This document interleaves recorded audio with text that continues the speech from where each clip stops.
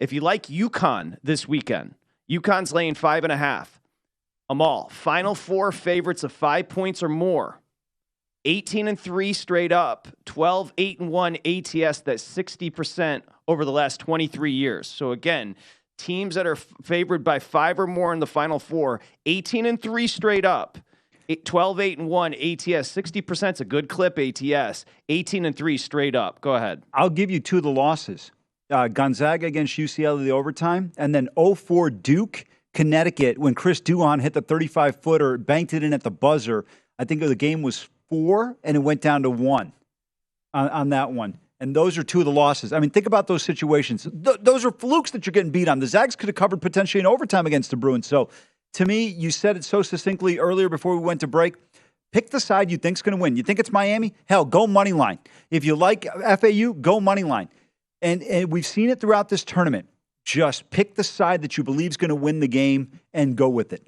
Well, let me elucidate a bit. So this is the stat from Mackinnon. In the Final Four round, outright winning teams, okay, as you mentioned, dog fave, outright winning teams own a record of 34-6-2 ATS over the last 21 seasons, pardon me. So 34-6-2 ATS for the outright winner in the Final Four. That's 85% in 21 seasons. That's ridiculous. Pick your winner. It's absolutely the case. I mean, to me, it's just clear as cut. And you said it. And we got a great example here. And you know what? You can't even be concerned here with the San Diego State game. It's such a short number to begin with. Yep, absolutely. Let's go Miami and UConn. What I wrote down to start the conversation, if Omier gets into foul trouble like he did against Texas, they can't beat UConn. Okay, so let's be fair there. And if he's going to be on Sonogo, you're laughing. I don't know if you agree or disagree. Sonogo, the emphasis for Miami will be for Sonogo to get in foul trouble. That inside-outside game where he's passing it out to those sharp shooters, that would be huge for Miami. We should start with Miami because I think most teams are going to be on UConn here. Yep. First off, they had the toughest path to the Final Four. We've highlighted this. Remember, they trailed Drake in the second half. Since then, what have they done? They scored 85 points against Indiana. They scored 89 points against Houston and hung with them on the boards, which you don't do against Houston. They scored 88 against Texas. These are 2 elite offenses with Miami and UConn, both top 5 in all of college basketball. But I think really an appreciation for Miami to start this handicap, 89 against Houston and 88 against Texas and hanging on the boards with Houston, that's an incredible place to start. I would agree with you. To me, any team that can hang with Houston on the glass is incredible because Houston was rebounding about a third of their offensive misses. Think about that. That is so hard to do. For every 3 shots, you're going to get an offensive rebound on one of those.